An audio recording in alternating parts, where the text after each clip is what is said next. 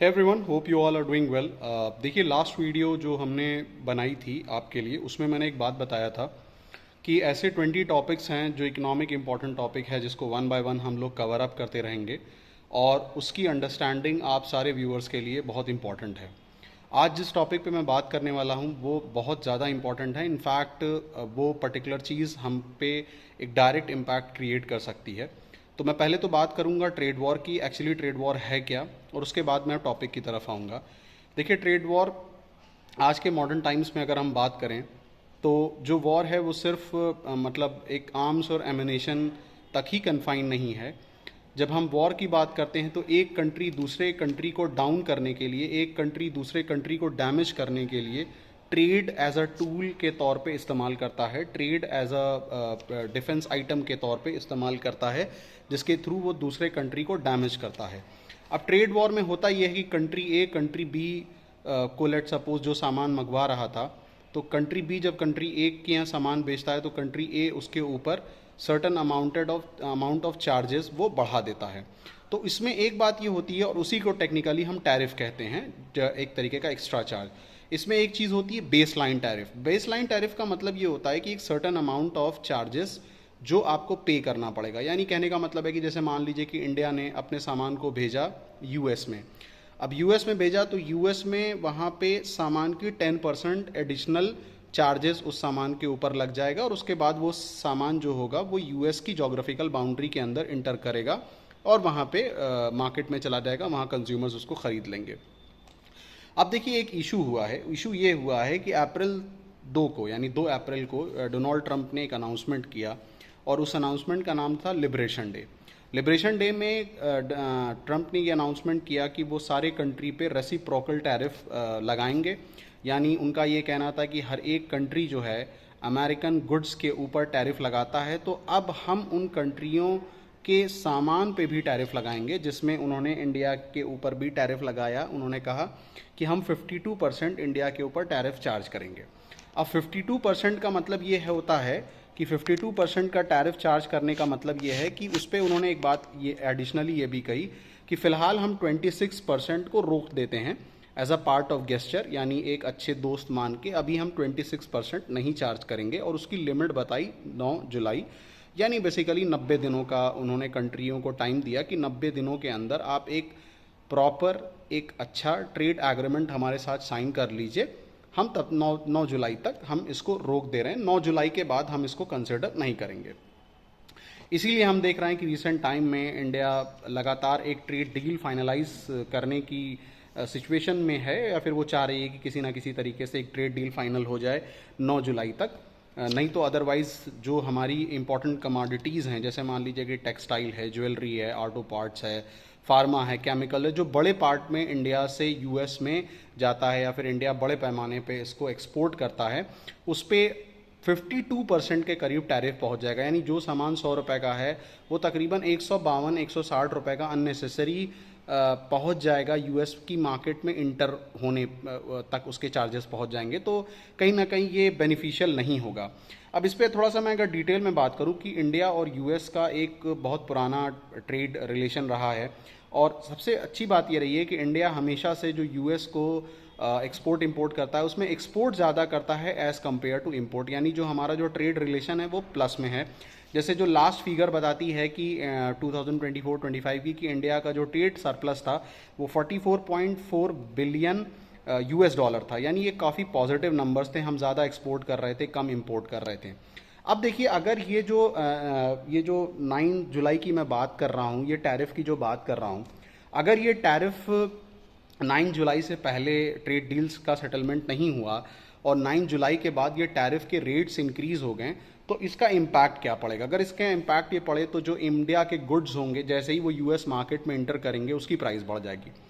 अब ऑब्वियस सी बात है कि एक गुड्स अगर उसकी प्राइस बढ़ गई है तो वहाँ का जो कस्टमर होगा वो ऐसे सामान को क्यों खरीदेगा जिस पे उसको ज़्यादा प्राइस पे करना है? ऑब्वियसली वो ऐसे सामान को ढूंढेगा जिस पे उसको कम प्राइस पे करना है।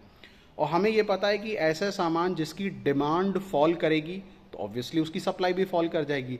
तो यूएस की मार्केट में जैसे ही इंडियन गुड्स की डिमांड फॉल करेगी, इसका इम्पैक्ट ये पड़ेगा कि जो हमारा डोमेस्टिक मैन्युफैक्चरर रहेगा उसके ऊपर ज़बरदस्त एक निगेटिव इम्पैक्ट पड़ेगा।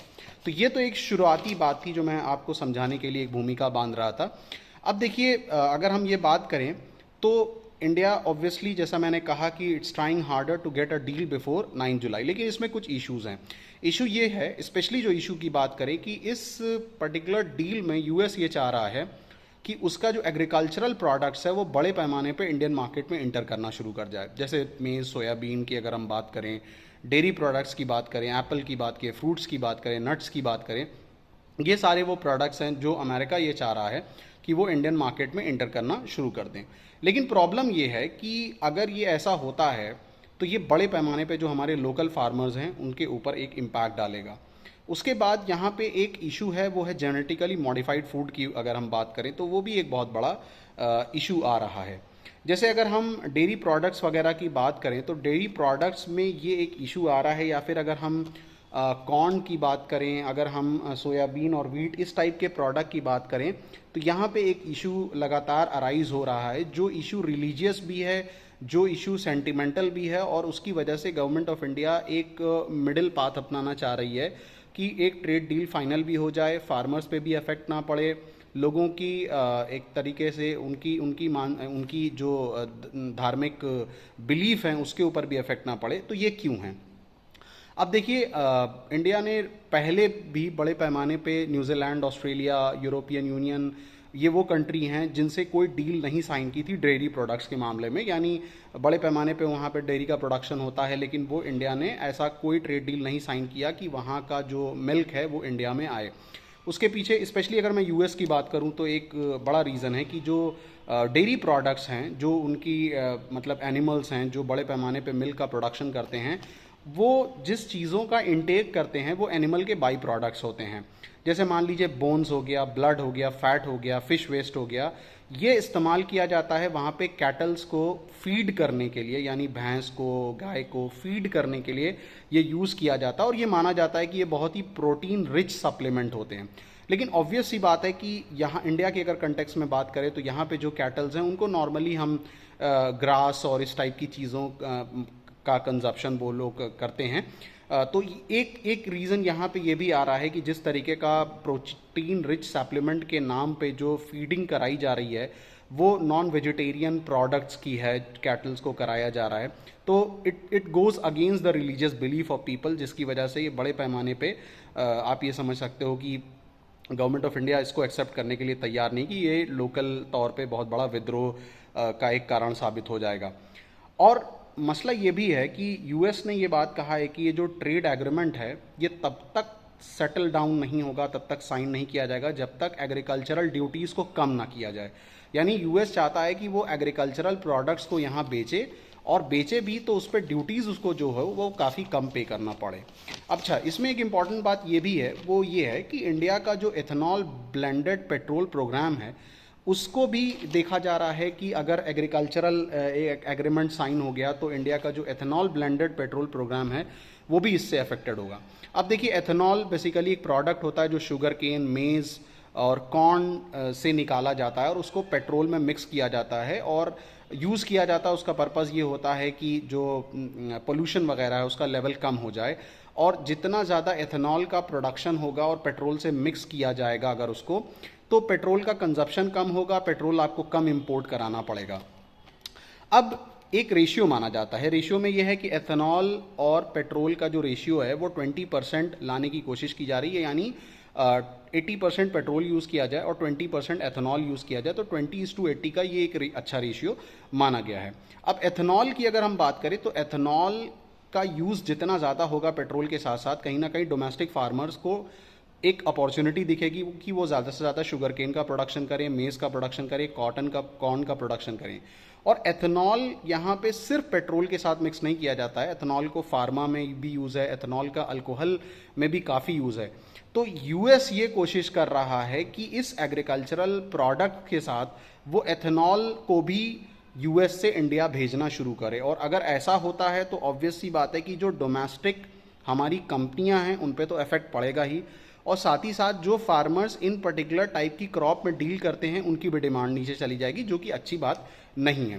तो ये पूरा इशू है जिस इशू को लेके गवर्नमेंट ऑफ इंडिया और उनके रिप्रेजेंटेटिव जो यूएस में हैं वो बहुत ट्राई कर रहे हैं, कोशिश में लगे हुए हैं कि कोई ना कोई एक फाइनल सेटलमेंट पहुंच जाए, जिस फाइनल सेटलमेंट के बाद इंडिया एक ट्रेड डील साइन कर ले और 9 जुलाई जो लिमिट है वो लिमिट एक्सीड ना हो, क्योंकि डोनाल्ड ट्रंप ने भी कहा है कि 9 जुलाई के बाद हम कोई भी एक तरीके का एग्जेम्पशन नहीं देंगे और किसी भी तरीके की रियायत नहीं देंगे, और जो 52% जो इनिशियल टैरिफ है इंडियन प्रोडक्ट्स के ऊपर वो हम यहाँ पे अप्लाई करेंगे। So that was all about from my side. आप क्या सोचते हैं कि ये ट्रेड डील फाइनल हो जाएगी या नहीं होगी, और आपको क्या लगता है कि इंडिया को जो एग्रीकल्चरल प्रोडक्ट्स हैं उसको इंपोर्ट कर लेना चाहिए? So keep on raising your question. आप अगर इस पे जो भी सोचते हैं तो प्लीज़ गिव अ फीडबैक, इस पे ज़रूर आप अपना एक सवाल रखिएगा। तो जो बात मैंने कहा था कि एक सीरीज़ हम स्टार्ट कर रहे हैं, इस सीरीज़ का ये सेकंड लेक्चर है। इसी तरीके से आने वाले टाइम में और भी लेक्चर्स जो करंट इकोनॉमिक इश्यूज़ को कवर अप करेंगे वो लगातार मैं प्रोड्यूस करता जाऊँगा। So thank you for watching economics on the move.